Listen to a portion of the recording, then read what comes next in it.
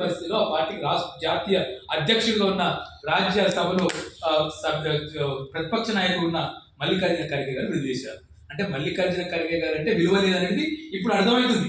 3 సంవత్సరాలలో మీరు మొత్తం ఆ 6 గ్యారెంటీలకు పోతే మొత్తం కాంగ్రెస్ పార్టీ ఎన్నికల మేనిఫెస్టో డిక్లరేషన్ చూస్తే ముఖ్యమైనది రైతాంగం గురించి అమలైంది.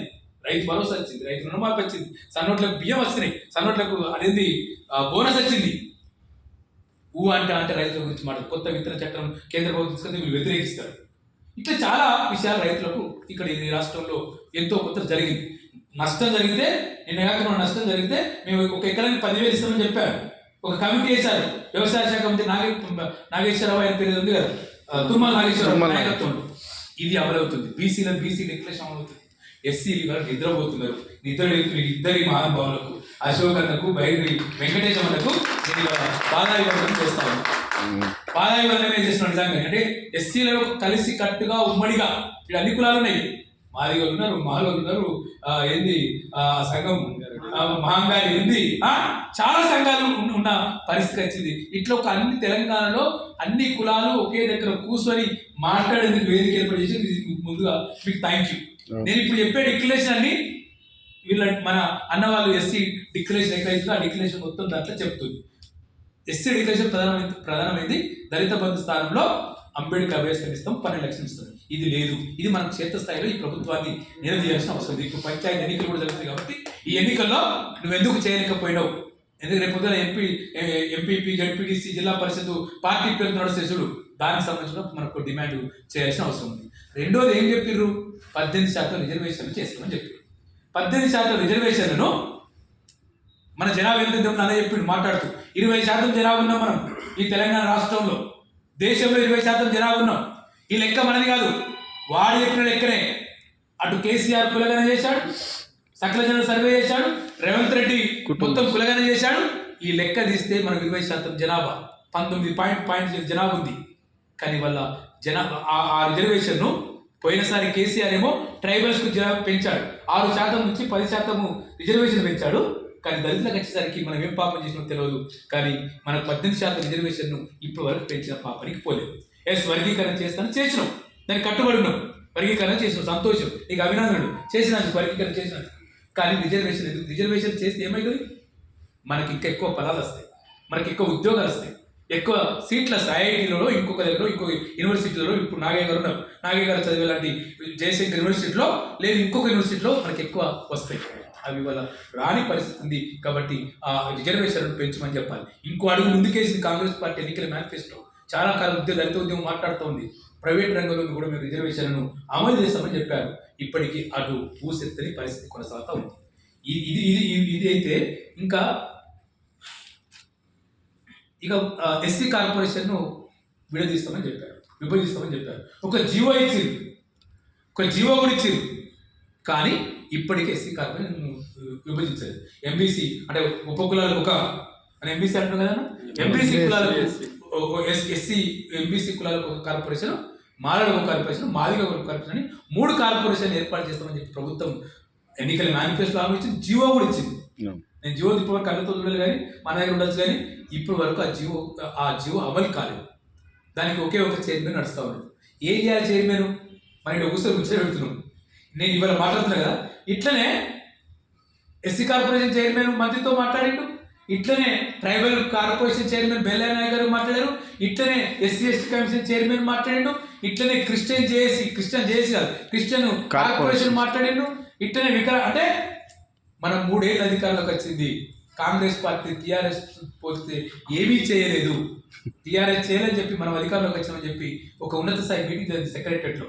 నేను కూడా సమావేశానికి ఆహ్వానం వస్తే వెళ్ళాను. నా లెక్కనే గుర్తు చేసుకుని అక్కడ బెల్లయ్య నాయక్, మన ప్రీతం గారు, వీళ్ళందరూ మాట్లాడారు. అంటే మాకు ఎస్సీ కార్పొరేషను మొత్తం కేసీఆర్ తెలంగాణ పునర్నిర్మాణ పేరుతోటి ఎస్సీ కార్పొరేషన్ చంపేశాడు. ఎస్సీ కార్పొరేషన్ ఎందుకు చంపాడు, ఎందుకు మాట్లాడుతున్నాడంటే గత 3 సంవత్సరాలుగా యాక్షన్ ప్లాన్ లేదు. ప్రతి సంవత్సరం మార్చి ఏప్రిల్లో ఎస్సీలకు ఒక యాక్షన్ ప్లాన్ వస్తుండే, ఆర్థిక మద్దతు పథకాలు వస్తుండే. ఒక మనం గాజుల షాప్కో లేదు ఫ్లెక్సీ షాప్కో లేదు కారుకో బండికో పెట్టుకునేది ఉండే. ఇది ఉపయోగం లేదని చెప్పి ఆయన డిసైడ్ చేసుకొని అది మొత్తం రద్దు చేసి దళిత బంధు తీసుకొచ్చారు. దళిత బంధు ఎంతమందికి ఇచ్చినావు? హుజరాబాద్లో కొంతమందికి ఇచ్చినావు, లేదు కొన్ని నియోజకవర్గంలో ఎస్సీ నియోజకవర్గంలో కొంతమందికి ఇచ్చావు, లేదా ఒక్కొక్క నియోజకవర్గం ఒక పైలట్ విలేజ్ చేసి ఇచ్చావు. వీడి ఇక్కడ 30,000 మందికి ఇచ్చావు మొత్తం తెలంగాణలో. 30,000 మంది ఉన్నాము, 18 లక్షలు ఉన్నాం. ఆయన లెక్క ప్రకారమే కేసీఆర్ లెక్క 16 లక్షలు, రేవంత్ రెడ్డి లెక్క 18 లక్షలు నుంచి 20 లక్షలు అయితే ఇచ్చింది 30,000 మంది దళిత మంది ఇచ్చారు. ఇంకా దాని సగం మంది కూడా ఇవ్వలేదు. ఇప్పటికి బ్యాంకులలో డబ్బులున్నాయి. మీరు వండర్ ఎస్సీ కార్పొరేషన్ నిధులు ఇంట్రెస్ట్ వస్తుంది కదా, ఇంట్రెస్ట్ తోటి జీతాలు ఇస్తున్నారు. 3 సంవత్సరాల నుంచి ప్రభుత్వం జీతాలు ఇవ్వట్లేదు. ఎస్సీ కార్పొరేషన్ ఉద్యోగస్తులు కానీ, సోషల్ వెల్ఫేర్ డిపార్ట్మెంట్ ఎస్సీటీడీ కానీ, గురుకుల విద్యా సంస్థలకు కానీ జీతాలు లేవు. ప్రభుత్వం దాని ట్రెజరీ నుంచి జీతాలు ఇవ్వట్లేదు. ఏమన్నా ఎస్సీ కమిషన్ రివ్యూ పోతే ఆ రివ్యూలో పోయినప్పుడు మాట్లాడితే అక్కడ మేడం చెప్తా ఉంది, మాకే జీతాలు లేవు, ఇక్కడ మీరు కోరికలు ఏం మాట్లాడుతామని చెప్తున్నారు. అధికారులు ఈజ్ ఐఏఎస్ అధికారి, ఐఏఎస్ ఆఫీసర్ ఓపెన్గా మేము మీటింగ్లో మాట్లాడుతూ ఉన్నారు. మంత్రిని కూడా మాట్లాడారు. ఒక మేడం అయితే అసలు మనను ముఖం పెట్టుకొని మనం పోలికి మాకు ముఖం లేదు ప్రజలకు అని చెప్పి ఒక ఐఏఎస్ ఆఫీసర్ మంత్రి ముంగట షబీరల్ ముంగట కుంట బదులు కొట్టింది. అయినా వీళ్ళకు ఇవాళ సోయస్తలేని పరిస్థితి ఉంది.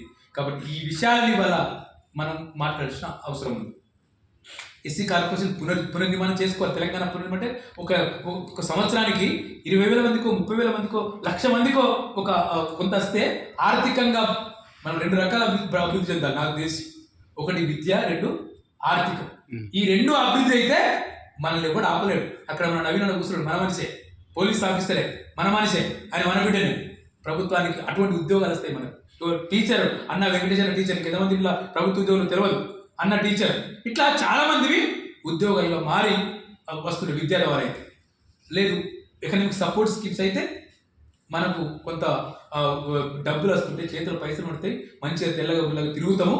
ఇది కేసీఆర్కి ఇష్టం లేదు, రేవంత్ రెడ్డి గారికి కూడా ఇష్టం లేదు. మనం మంచిగా ఉండి సెక్రటరీకి పోయి కూర్చొని వారిని కూడా కుర్చీ గుంజుకొని కూర్చొని మాట్లాడి దళితులు కూర్చుంటారా, లేదు ఇంకా ఉపకులాలు మాంగళూరు వచ్చి కూర్చొని మా దగ్గర కూర్చుంటారా అని ఒక అహంకారాన్ని ఇప్పటికీ పాలక వర్గాలు చేస్తున్నాయి. కాబట్టి ఎస్సీ కార్పొరేషన్ పునర్జీవనం చేయాలి, యాక్షన్ ప్లాన్ అని చెప్పి ఒక పెద్ద ఉద్యమానికి ఇవాళ మనం శ్రీకారం చేసిన అవసరం ఉంది.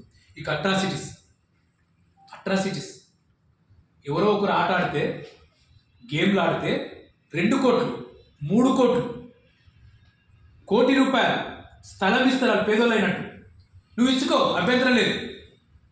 కానీ 4,000 మంది అట్రాసిటీ బాధితులు డబ్బులు ఇవ్వాలి. 37,000 కోట్లు ఇవ్వాలి, 37 కోట్లు ఇవ్వాలి. కేంద్ర ప్రభుత్వం సగం ఇస్తుంది, రాష్ట్ర ప్రభుత్వం సగం ఇస్తుంది. కేంద్ర ప్రభుత్వం ఇప్పటికి సగం ఇచ్చి ఒక లెటర్ రాసింది రాష్ట్ర ప్రభుత్వానికి, మేము 12,000 కోట్ల రూపాయలు మీకు ఇచ్చినాము, 12,000 కోట్ల రూపాయలు ఇచ్చినప్పటికీ కూడా మీరు ఖర్చు పెట్టట్లేదు. మీరు ఖర్చు పెట్టకపోతే బాధితులకు మీరు నష్టపడి, బాధితులు అంటే ఎవరు?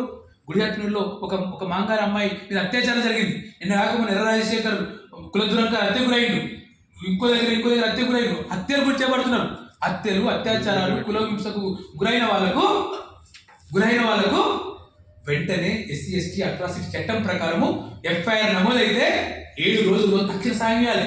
వాడు బియ్యం ఇవ్వాలి, వాడు ఉప్పు ఇవ్వాలి, వాడు మంచినీళ్ళు ఇవ్వాలి. ఉప్పు బియ్యం ఎక్కడ లేదు. మేము ఒక సల్లూరు మల్లేశ్వరం కేసులో అక్కడి తహసీల్దార్తో మాట్లాడి, శర్మన గిరిమన ఉన్నాడు, ఏం సంగతి మీరు కష్టం రావంటే బలవంతంగా ఇచ్చి పంచదాక్షలు కూర్చొని ఆ ఇంటికి బియ్యం చట్టం చెప్పి మనం కాదు, మొత్తమే మన కుటుంబాల్లో తినడానికి ఉండకపోవచ్చు, అన్ని తినడానికి ఉండొచ్చు, కానీ చట్టాన్ని అమలు చేయాలి కదా నువ్వు. చట్టం ప్రకారం అయితే నా ఇంట్లో చచ్చిపోతే, లేదు ఒక ఎస్సీ ఎస్టీ అట్రాసిటీ కేసు బాధితులు అత్యాచారం అయితే ఇది ఇవ్వాలి, ఇది లేదు. అదేవిధంగా అత్యాచారం గురైతే, హత్య గురైతే సగం పరిహారాన్ని 4 లక్షలు వెంటనే ఇవ్వాలి. మేము మన రంగారెడ్డి జిల్లాకు ఎస్సీ ఎస్టీ కమిషన్ చైర్మన్తో ఎప్పుడు పోతే అక్కడ అధికారులు చెప్తున్నాడు, కలెక్టర్ చెప్తున్నాడు, మా దగ్గర పైసలు లేవు. మేము నిన్న కాకమున్న కదా నువ్వు 2,800 కోట్లకు 150 కోటికి ఎకరం చొప్పున 2,850 కోట్లు ప్రభుత్వ భూముల్ని, కోకాపేట భూములు అమ్ముకున్నావు, పైసలు లేవా? అంతకంటే ముందు వైట్స్ పేరుతోటి డబ్బులు వసూలు చేసినావు, అవి లేవా? పోలీసులు చాలా వేస్తున్నారు, రోడ్డు మీద పోతుంటే ట్రాఫిక్ పేరుతోటి, అవి డబ్బులు లేవా? డబ్బులు ఉన్నాయి, కానీ మనం అంటాం కదా భక్తిలో కూర్చుంటే మనసుంటే వేస్తారు, మనోడు అయితే ముక్కలు వేసుకుంటే మనోడు పడతాడు. ఇవాళ ముక్కలు వేసే స్థాయిలో మనోడు లేడు, మన మంత్రులు లేరు, మన మంత్రులు దద్దమ్మలు. మన మంత్రి ఆర్థిక శాఖ మంత్రి ఈ రాష్ట్రానికి, మన మంత్రి దళిత అభివృద్ధి శాఖ మంత్రి, మన మంత్రి కార్మిక శాఖ మంత్రి, మన మంత్రి ఆరోగ్య శాఖ మంత్రి. 4 దళిత మంత్రులు ఉన్నప్పటికీ కూడా తెలంగాణలో దళితులకు ఆదివాసులకు ఒక సంక్షేమం, ఒక రక్షణ, ఒక అభివృద్ధి పథకాలు ఇవాళ ఇవ్వట్లేదు. వాళ్ళ పిల్లలకు వాళ్ళ ముఖ్యమంత్రులు, వాళ్ళ ఉప ముఖ్యమంత్రులు, వాళ్ళ మంత్రులు అయితే సరిపోయేటట్టున్నారు. ఒక్క మంత్రి అయినా మీరు చూసారా? ఈ 4 సంవత్సరాలలో, ఈ 3 సంవత్సరాలలో ఒక్క దళిత మంత్రి అయినా దళితుల గురించి మాట్లాడక విన్నారా? వాకాటి శ్రీహరి చూడండి, నిన్న కాక మన మంత్రివర్గంలోకి వచ్చి బీసీలకు రిజర్వేషన్ తీసుకొచ్చి 40% కోసం వాకాటి శ్రీహరి వీళ్ళకంటే తక్కువ చదువుకున్నాడు. వీళ్ళు డాక్టరేట్, ఇంకా ఒక ఆయన దామోదర రాజేశ్వర డాక్టర్, ఆయన వివేక్ డాక్టర్, ఆయన ఎక్స్క్యూజ్ స్టూడెంట్ బట్టి విక్రమార్ గారు హైదరాబాద్ సెంట్రల్ యూనివర్సిటీలో చదువుకున్నారు. లక్షల కోట్ల రూపాయలు ఉన్నాయి వాళ్ళ దగ్గర, ఉందని దాచిపెట్టుకోండి. కానీ నువ్వు ఏ జాతి పేరుతోడైతే, ఏ బాబాసాహెబ్ అంబేద్కర్ ఇచ్చిన రిజర్వేషన్లతోటి నువ్వు మధురలో ఎవరిచ్చిన రిజర్వేషన్? జనరల్ సీటా? ఆందోళన ఎవరి సీటు? జనరల్ సీటా? లేదు, ఆ వెల్లంపల్లి వివేక్ ఏ సీటు? చెన్నూరు ఏ seat? Reservation seat. Reservation seat ఎందుకు వచ్చినాయి? రిజర్వేషన్ల వల్ల మీరు ఆ అసెంబ్లీలకు, పార్లమెంట్కు పోయి జాతి సమస్యలు వెలుగెత్తి చాటమని ఒక్క మంత్రి అయినా, ఒక్క ఎమ్మెల్యే అయినా, ఒక్క అట్రాసిటీ బాధ్యత దగ్గరికి పోగ చూసిరా? మీ ఊర్లో ఎవడైనా రైతు ఆత్మహత్య అయితే వెంటనే పోతారు, ఎవరైనా ఎయిడ్స్ చచ్చిపోతే కూడా పోతారు, ఎవరు రోడ్డు యాక్సిడెంట్ చచ్చిపోతే పోతారు, దావకన్నా వెంట పోయి చేస్తారు. కానీ ఒక్క అట్రాసిటీ విక్టిమ్కు ఈ రాష్ట్రంలో SC/ST కమిషన్ తప్ప ఒక్క ఎమ్మెల్యే, ఒక్క మంత్రి, ఒక్క ముఖ్యమంత్రి పోయిన పరిస్థితి కొనసాగుతున్న పరిస్థితి ఉంది. ఇవాళ మనకు 37 కోట్లు రావాలి. మన ఉద్యమం ద్వారా అయినా 37 కోట్లు వస్తే ఆ 37 కోట్ల ద్వారా ఆ కుటుంబం ఎంతో కొంత ఉంటుంది. రెండోది, చట్టం ప్రకారము పునరావాసం ఇవ్వాలి, ఉద్యోగం ఇవ్వాలి, పెన్షన్ ఇవ్వాలి. ఆ కుటుంబంలో ఎవరు చనిపోతే ఇందిరా మిల్లో డబుల్ బెడ్రూమ్ ఇవ్వాలి. ఇవాళ ఏది ఇవ్వని పరిస్థితి కొనసాగుతుంది. SC/ST అట్రాసిటీ చట్టం ప్రకారం హై పవర్ కమిటీ ఉండాలి. ప్రతి 6 నెలలకు ఒకసారి ముఖ్యమంత్రి అధ్యక్ష చేయాలి. ముఖ్యమంత్రి కేసీఆర్ తీరదు, దొర కాబట్టి తీరదు. నువ్వు ఆయన దొర అన్నావు కదా, దొర గడిని బద్దలు కొట్టినావు కదా, నువ్వు మరి దొరగాను, నువ్వు ముఖ్యమంత్రి అయినావు కదా, నువ్వెందుకు హై పవర్ కమిటీ చేయట్లేదు? ఇవన్నీ విషయాలు ఈ సమావేశంలో సుదీర్ఘంగా చర్చించమని చెప్పి నేను వెంకటేశ్వరకు, అశోక్ గారికి నేను విజ్ఞప్తి చేస్తా ఉన్నాను. ఇవాళ SC/ST చట్టం అమలు కావట్లేదు. జిల్లాలో DVMC మెంబర్ ఉంటుంది. నేను సిద్దిపేట జిల్లా DVMC మెంబర్ను. 2016 నుంచి ఇప్పటికీ అదే కమిటీ ఏర్పడుతుంది.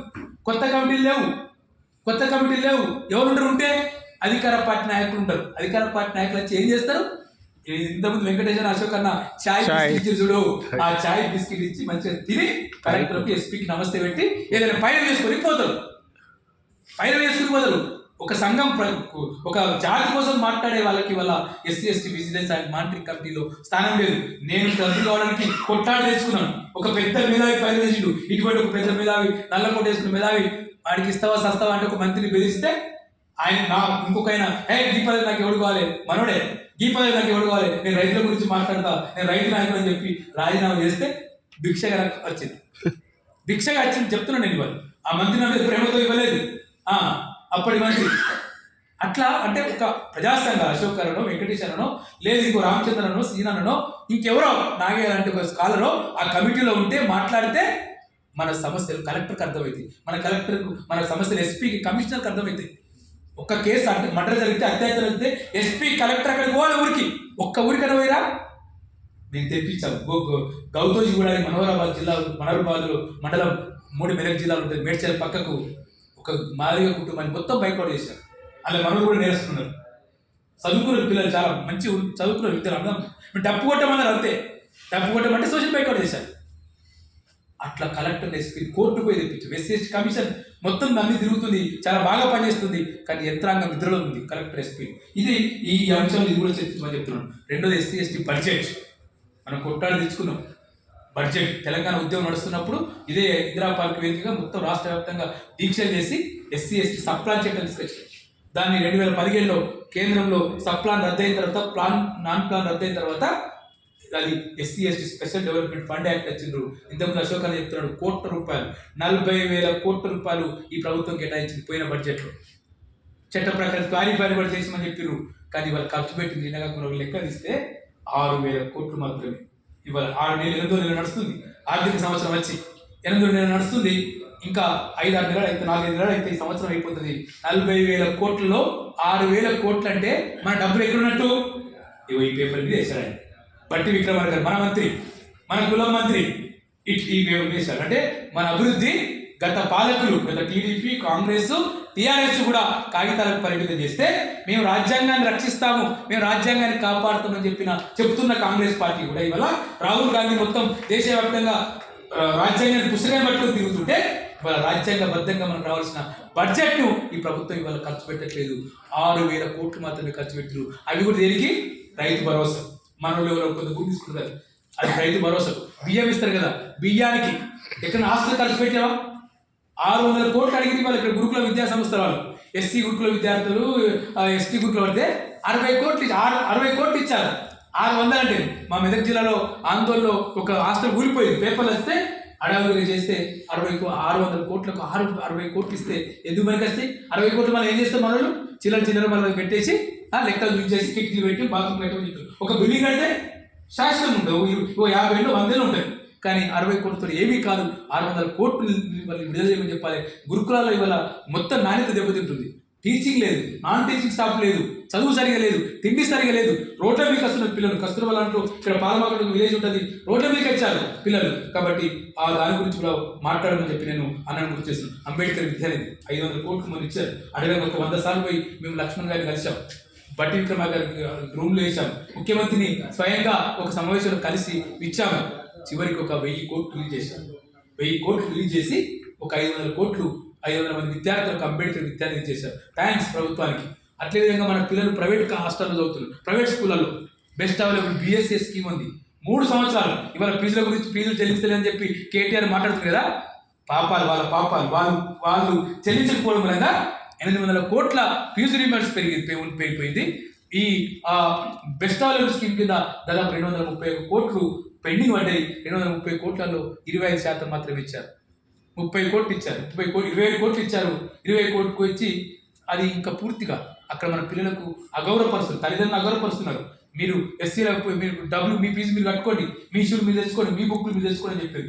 SC ST కమిషన్ జోక్యం చేసుకొని DOలతోటి SC DOలతోటి మాట్లాడి చివరికి అందరి జైలు చెప్పేసి నిజామాబాద్ లాంటి జిల్లాలో రోడ్ల మీద ఆరుమూరులో ధర్నా జరిగింది, సంగారెడ్డిలో ధర్నా జరిగింది, చాలా చోట్ల పెద్ద ఎత్తున ఉద్యమం జరిగితే చివరికి ప్రభుత్వము కొంత బెస్ట్ అవైలబుల్ స్కూల్కి ఇచ్చారు. ఇక హైదరాబాద్ స్కూల్ అయితే హైదరాబాద్ స్కూల్ మొత్తం నాశనం అయిపోయింది. మనకు ఒక్క సీట్ ఇచ్చి ఒక్కొక్క జిల్లాకు, అంతకుముందు 5-6 సీట్లు వస్తుంది ఒక్కొక్క జిల్లాకు. ఉమ్మడి జిల్లా ఉంటే 10 సీట్లు వస్తుండే. ఒక్కొక్క సీట్ ఇచ్చి హైదరాబాద్ పబ్లిక్ స్కూల్లో మీరు చదవడానికి వీలే అని చెప్పి కేవలం చదివితే ఎగిరితే బట్టి విక్రమార్క చదవాలి, చదివితే ఎగిరితే దామోదర్ రాజనరసింహ వారసు చదవాలి, కానీ మీరు చదవద్దని చెప్పి ఇవాళ ఆ డిమాండ్ కూడా దీంట్లో ముందుకు రావాలని చెప్తూ ఉన్నాను. ఒక్క మాట చెప్పి నేను ముగిస్తాను. పంచాయతీ ఎలక్షన్ ఇవాళ జరుగుతూ ఉన్నాయి.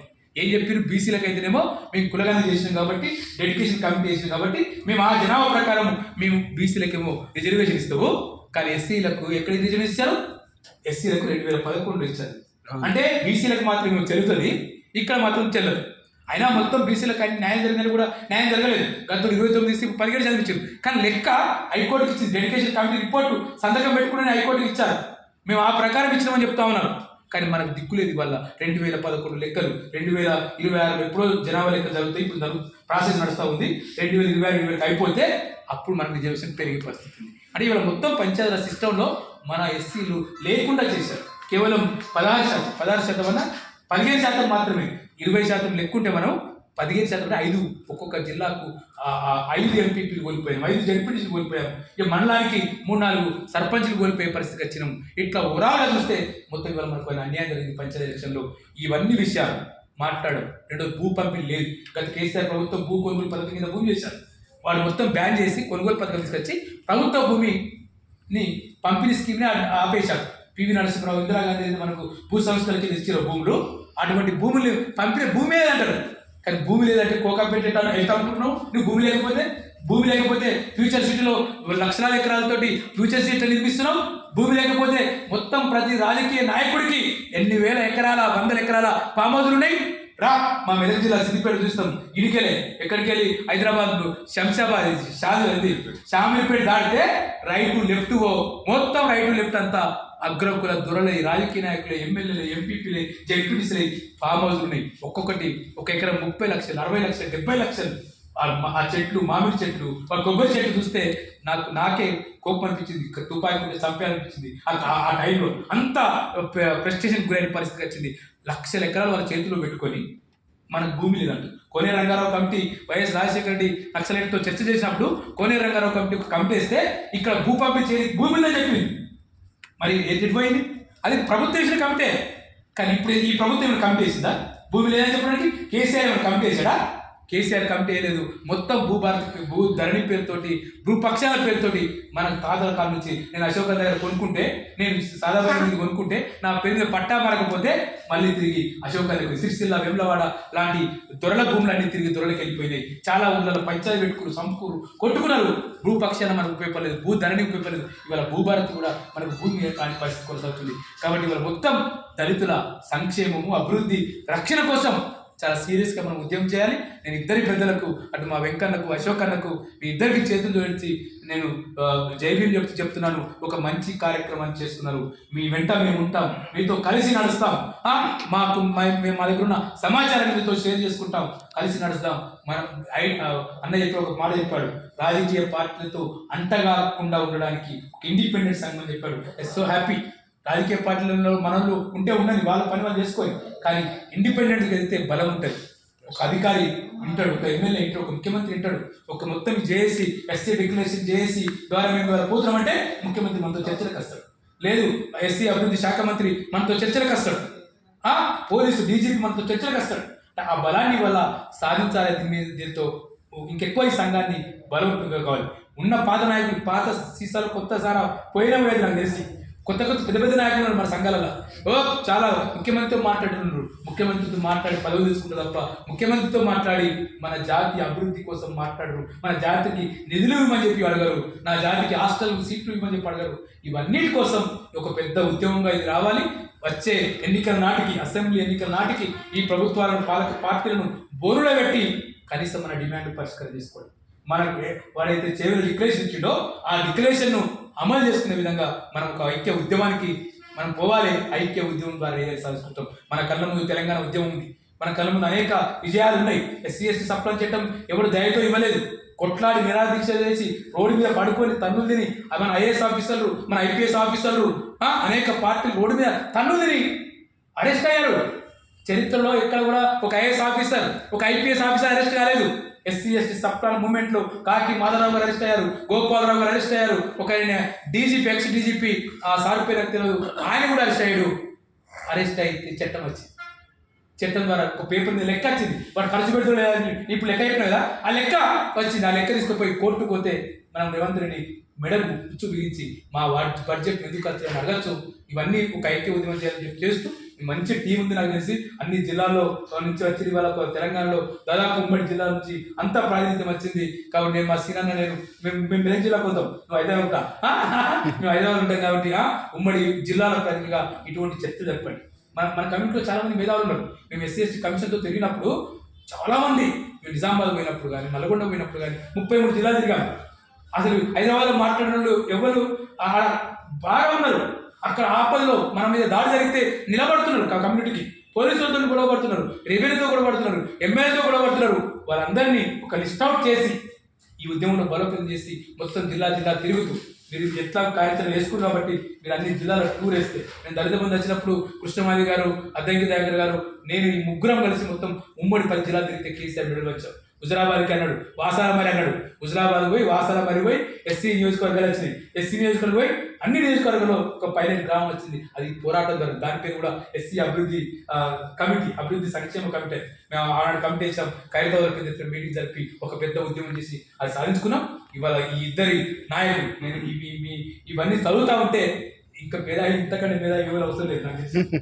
మా శ్రీ అశోక్ అన్న, మా వైరి వెంకటేష్ అన్న తర్వాత ఇంకా ఏ మేధావి వచ్చి మనకి చెప్పేదే చేసేది. ఇక పోరాట రంగంలోకి దిగాలి, కార్యాచరణ దిగాలి, కాగితాలు రాయాలి. కలెక్టర్లకు, ఎంపీలకు, ఎమ్మెల్యేలకు, ముఖ్యమంత్రికి, రాష్ట్రపతికి, గవర్నర్కు లెటర్లు ఇచ్చి ఒక క్షేత్రంలో ఇందిరాపార్క్ లాంటి చోట్ల చలో హైదరాబాద్, చలో కలెక్టర్ ఒక ఐక్య ఉద్యమం నిర్మించని కోరుతూ ఇంతసేపు టైం తీసుకున్నందుకు నన్ను క్షమించాలి.